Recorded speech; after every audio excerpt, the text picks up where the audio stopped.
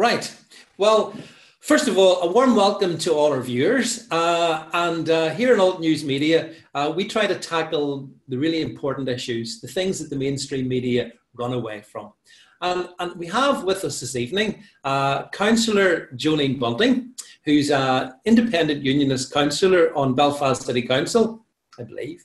And Jolene is kind of at the centre of a bit of a media storm. And it's really relevant to everyone watching this broadcast because it's about free speech.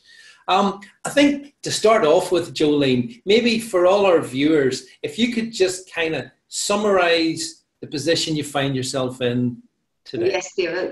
I have been faced with a number of complaints put into the local government commissioner, who has decided to investigate complaints put in against me mainly in regards to the criticism of Islam and the fact that I have dared to stand up in the chamber and I defended leaflets which were put out in Belfast.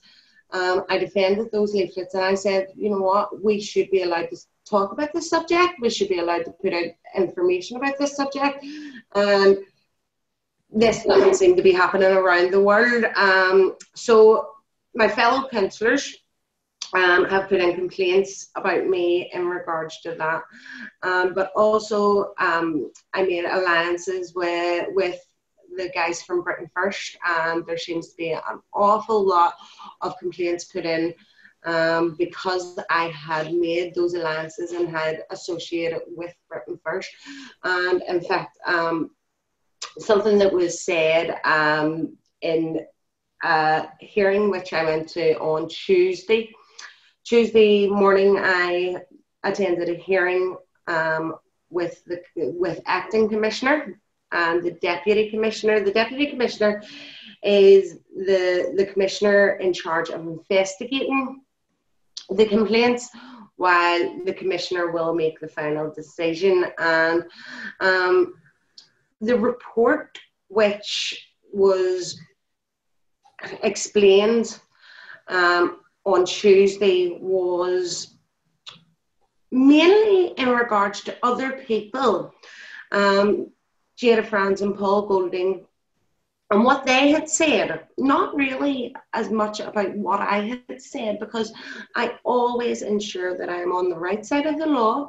But Jada and Paul are being investigated by the police, yeah, and face trial for what they have said. But because I associated with them, the deputy commissioner thought that I should be suspended while he investigates these complaints. Now, this is the first time that any councillor has been brought to an interim hearing to be suspended while their case is investigated.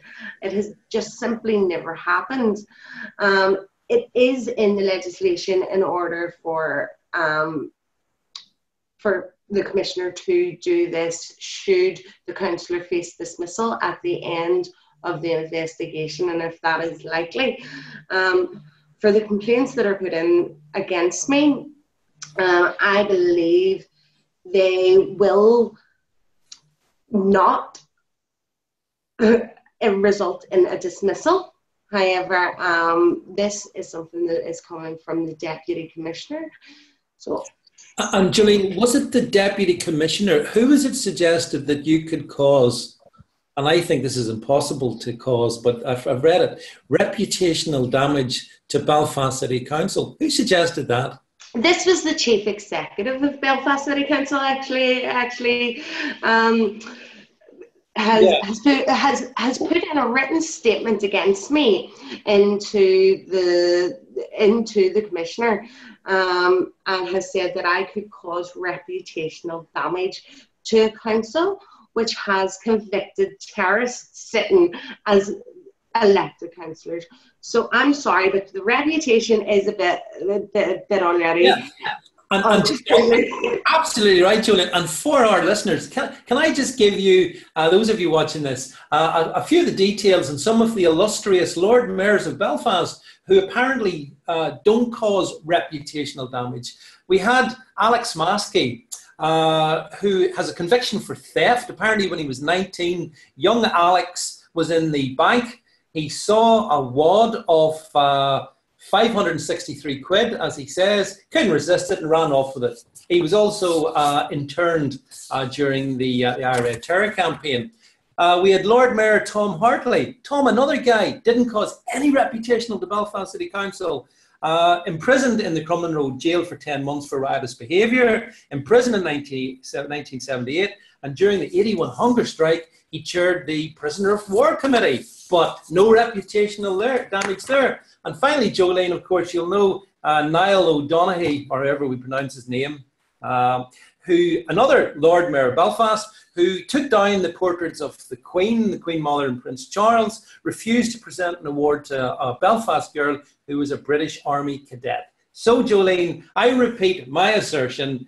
It is, to me, impossible to cause reputational damage to a council whose reputation is beyond the pale. Your thoughts? 100%, David, 100%. That's only the Lord Mayors, David. If we look into councillors also sitting at the head of some of the committees, at the head of their parties in Belfast City Council, and their criminal convictions, it is impossible to cause reputational damage with those kind of people sitting on. So isn't this basically, Jolene, a witch hunt against you? I believe that this is a way. I work for the government. I work for my constituents, but the government like to think that I work for them. And this is a way to try to silence me. They are trying to have me say no more about Islam, because when I say something about Islam, the newspapers have to pick up on it. My constituents will pick up on it. And people will hear the truth, even if the truth isn't what they want to hear. Well, see, the way I see it, and I'm sure many viewers would agree, whether one agrees with Islam or disagrees with Islam, you know, at what point have we arrived where we're not allowed, and you as an elected representative, elected by the people, Jolene, why are you not allowed to talk about it? You know, because as we've talked about previously, I mean, other faiths can be happily criticised. So why is it that Islam in Belfast City Council, and shortly, I believe, through many other chambers throughout the land, gets special status? I mean, if you say that to people in government, what is the response you get? Why is Islam a protected species? David, unfortunately, I haven't had the opportunity to ask this question. I have no idea why it is so important that we don't. But David, I mean, this isn't my opinion on Islam. These are facts. You know, as I said, one of the complaints was about a leaflet which was put out in Belfast. It wasn't actually my constituency. But it was put out in Belfast, and the leaflet was mainly facts. There was a wee bit of opinion in there, but not very much. It was mainly a list of terrorist atrocities and statistics which can be widely found online, saying that if the birth and death rate keep going as they are, that the British people will no longer be a majority in the United Kingdom by 2055. So this is widely known, and if you do the maths yourself, you will realise that that's a fact. These leaflets were mainly facts, but yet when I said that this is information and we should be allowed to put out information like that, it's not tactful, it's not helpful, but if someone wants to put out a leaflet like that, then they should be able to. I was subject to complaint. How can I be subject to complaint when I am saying, why are we not allowed to speak about this subject? And you know, we can look around the world and we can see people trying to speak about Islam and trying their best to put out information. And it's information that people don't want to hear because it's not light and fluffy. It's information that no one wants to speak about. And you see quite often where people will just, there's a stigma around it. If you're going to speak negatively about it, just don't speak about it at all. But if it's facts, we should be allowed to speak about it. And the thing for me, Jolene, is that whilst you seem to be being singled out as a councillor, that could equally go to be an MP could be equally singled out on the same basis. And that's why this cuts to the heart of the democratic argument. You are there, I believe, in Belfast City Council. You're representing the people that put you there. For you to be treated in the way you're being treated is incredible, I think, from a democratic point of view. As you say, if you're dispensing facts, then wherein lies the problem? Or facts racist now, which of course the left would have us believe. Can I ask, you see the leaflet, the particular complaint regarding the leaflet, was that a leaflet that was put out in your name, or was it put out in the name of another organisation? Absolutely not. This leaflet was put out. I had no knowledge of it until it popped on the news. Yep. I actually tried to find the people who had put it out, and had no avail of that. And there didn't seem to be contactable.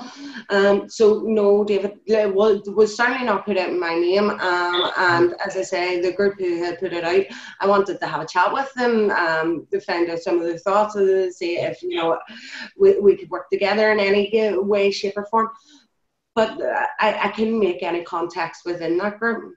Yeah, and Jolene, then, like, the thing is, in the council chamber, can you again share with our viewers? So, in the council chamber, if you were to stand up today, or in recent times, and discuss Islam in terms of what that means for Belfast and beyond, what happens? How are you treated? What happens to you when you do that? You're shut down. You're shut down. I had a similar experience, and it wasn't on Islam, where I started speaking about Sinn Féin IRA and their terrorist past, and instantly the Lord Mayor told me to be quiet. And a Sinn Féin councillor put a motion forward that I should not be allowed to speak for the rest of the meeting, and that was voted through, and I wasn't allowed to speak for the rest of the meeting. My mic was turned off, and that was it. I wasn't allowed to say what I had to say because I had mentioned Sinn Féin's terrorist past. Yeah. That's also a subject that isn't allowed to be spoken about in Belfast. We recently, in Belfast City Council, allowed a motion to pass changing the standing orders, which are the rules of the chamber. Yeah. And it changed the standing orders to say that no one is allowed to criticise any individual or group of people for their race, sexual orientation. There was a number of things. And basically, we stood in that chamber, and these left-wing parties, who ultimately have control in Belfast City Council, allowed this to go through, that we are not allowed to criticise anything or anyone in that chamber. And the point I made, that was actually one of the complaints that was put in, was that we are always going to have problematic members of society, whether that's, problems with drugs, whether that's problems with joyriding, or whether that's problems with terrorists. We are always going to have that. Every city does have its own issues, and we're going to have to be able to speak about that. But actually, I had a complaint put in against me because I said the problematic members of society, and the conclusion was that I was actually speaking about Islam. That wasn't my words. There was a Sinn Féin member who said, "Why don't you just say Islam?" And this complaint then went in against me under the assumption that I was meaning Islam. Even though you hadn't said it. Even though I hadn't said it, and that was in the report that that was given to the commissioner, who is ultimately deciding whether to suspend me as I say, it's going to be no longer than 6 months. And at the end, I may be dismissed. So this is only the start of this series of events, which could ultimately lead to freedom of speech being dead in Belfast. Yeah, and and I think that's the big point, Jolene, because if freedom of speech dies in Belfast City Council, it can die in every city council, every town council throughout the land. So that's why your story is so incredibly relevant. And also, I think I might remind our viewers, like in this instance, as Jolene's just said, she didn't even say Islam. And just for maybe thinking it, or someone else thinking that she was thinking it, she finds herself almost literally put in the dock. And this is a kind of perversion of democracy. And isn't it interesting, Jolene, that in Belfast City Council, we have IRA Sinn Féin with a decades-long history of terrorism behind its military wing, defending Islam. Mm-hmm. Strange, isn't that? They're almost as if. But anyway, I think the thing is that what really disturbs me is that you have just said you're going to go through. This is just the beginning of a process you're going through, but that process could end with you being barred from being able to stand for election. Is that correct? Yes, David. It seems in Northern Ireland we have murderers who are able to stand for election, be elected, and remain in their jobs for 2 years with full pay and not actually do their job. But a Belfast City Councillor who is trying to put facts out and has strongly held views on a religion which has caused issues for probably most countries in the European Union. Yeah. A councillor who has highlighted this is going to be dismissed and is threatened with dismissal. Yeah, and so to be clear, this is about closing down free speech. It's about taking away independence of thought. I mean, this is basically fascism in the council chamber that you're experiencing from as I see it, and I think others will see it as well, Jolene. And then the other thing is, I mean, the mainstream media, where are they and all? This is free speech being put under threat. Where's the local media on this one, Jolene? David, I haven't had one phone call throughout the 5 years that I have been elected. I would say every local outlet has contacted me for one thing or another. Not one of them have contacted me for comment on this case. So not one. I had some supporters in the public gallery and I had asked them about reporters and whether they had recognised any of the guys who were in the public gallery, and where are the mainstream media, even looking at it. They stayed for the report which was given by the Deputy Commissioner, but they didn't stay for my barrister to give my side of the story. And they didn't stay for the full thing, so they didn't get the full story at all when they did stay. So when we look at the reporting which has been done, which is very, very minimal considering, as you say, that this is a threat to free speech in Belfast, the City Council. There's been very minimal reporting on it. But not only that, the reporting that has been made on it has been all one-sided. It hasn't asked me to comment, to defend myself, and they didn't even so much as listen to the full hearing which happened on Tuesday. Yeah, and so we see how it all comes together. We've got media cards, as I would see them. We've got spineless reporters in the mainstream media.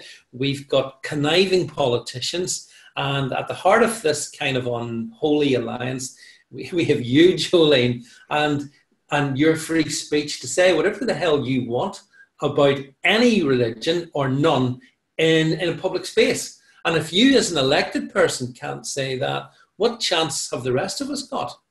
Exactly, David, and I think that that's something which we have seen time and time again. We have seen, I have witnessed preachers in mosques, verbally spitting venom about non-believers of Islam, and nothing has happened. The police have not so much as wrapped their door. But we look at others such as Tommy Robinson, Jada Franzen and Paul Golding, where they have been imprisoned for lengthy periods of time for simply questioning, for speaking. They have not hurt anyone. They have not called for anyone to be hurt, yet they find themselves imprisoned. Yeah, it's a remarkable double standard by any definition. And as I say, Jolene, the way I see it in particular, if they come for you today, but if you're watching this out there and you are a Conservative councillor somewhere else in the UK or around the world, and you have concerns about Islam, you could be next. So that's why I believe we should all be supporting yourself, Jolene, in trying to make a stand for free speech. Free speech is that. It's free. You can take whatever view you want. I don't mind leftists saying whatever they want. It's not an issue for me. But here we have the double standard, because I think as we've said, your speech is being closed down by an unholy alliance of, different shades of leftism in the council chamber. 100%, David, and there has been many a time that I have sat in the chamber and I can't believe what councillors have said, coming from the Alliance Party, People Before Profit, and Sinn Féin, IRA and the SDLP. I have literally been gobsmacked that they have been allowed to say this in the chamber. The pushing the boundaries and pushing the boundaries. I've never ever complained about someone using their freedom of expression or freedom of speech. I would never do that. And this is the thing, David, where I would never dream, if someone was telling me facts, to complain about them telling me these facts. And I think a lot of Conservative people are like that. Right-thinking people don't feel offended by things which we have seen the left be offended by. So we see the left offended at the slightest thing. You cannot... there's so much which I have witnessed the left being absolutely, it's bizarre to me what this mindset is.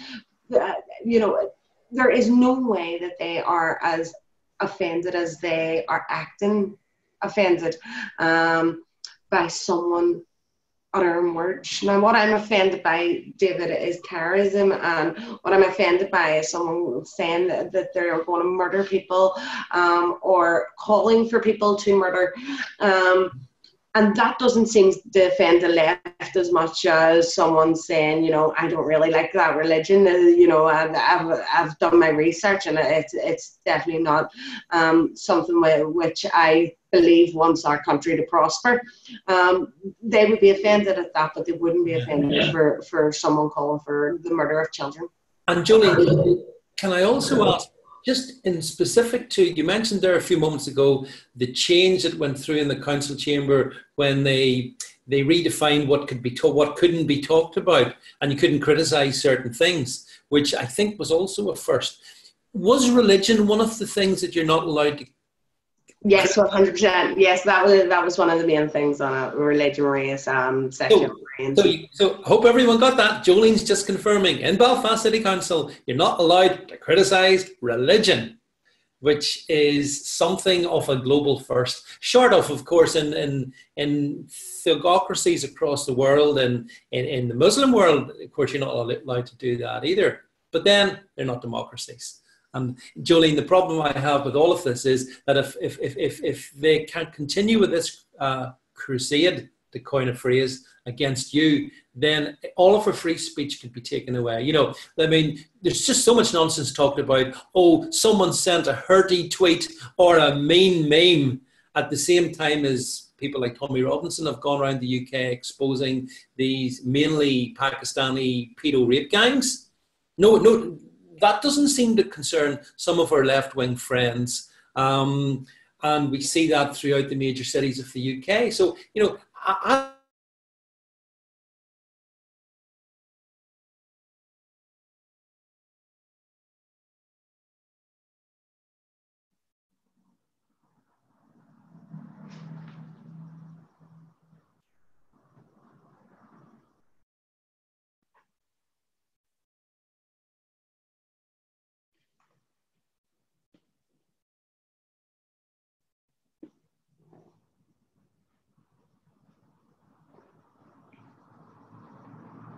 David, if you can hear me, we've froze, so I can't hear what you're saying, so I apologise.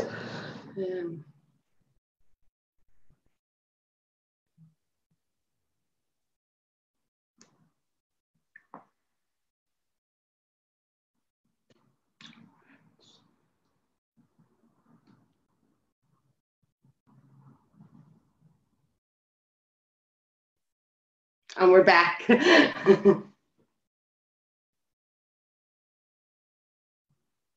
David, sorry, we seem to be muted. Hang on, can you hear me? There we go. Yeah. Yeah, don't know what happened. I can hear you now. I think I'm stuck here and remember Hicksville, Donaghcloney. So maybe it's the my connection drop. But anyway, just to say that that thing that we've just gone through, that'll all be edited and spliced. So yeah, Jolene. So as I was saying, the problem we have is that the problems that the dangers that face you will be ultimately face us all, you know. And so if this is free speech, and I believe it is about free speech, and I believe you have the right to criticize anything you want as a public, as long as you're not carrying, you know, as long as that's not an incitement or anything that's unlawful, then surely to goodness that is your absolute right.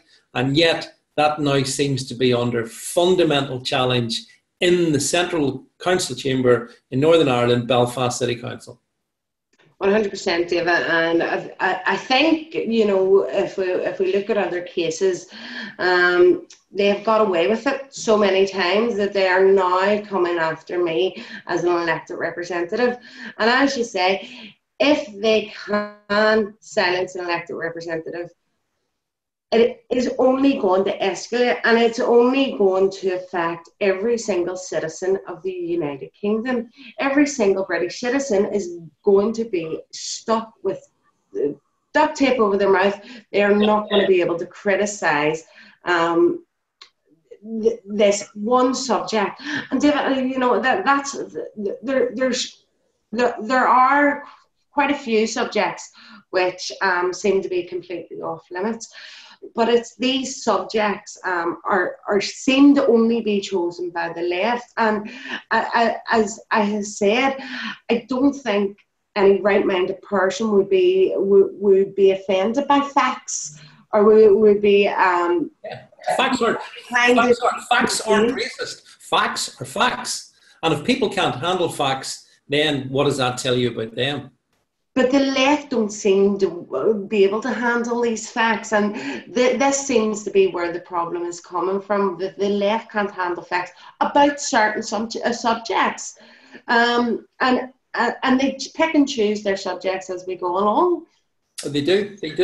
Well, Jolene, listen, it's been a really interesting conversation. I hope the people watching this around the world, when this goes out, will pay attention to what you've said. And as I say, this seems to be a legal first, whereby an elected representative has been told they cannot discuss Islam, and because they've chosen to put out factual information about Islam, their ability to even stand for election could be taken from them. And where does that leave us? I think it's a very disturbing situation. Jolene, can I thank you very much on behalf of Alt News Media for coming along. And obviously what we'd like you to do is, as this process continues, keep us well briefed in terms of future developments. I will indeed, David, and thank you very much for the interview. Thank you. Thank you.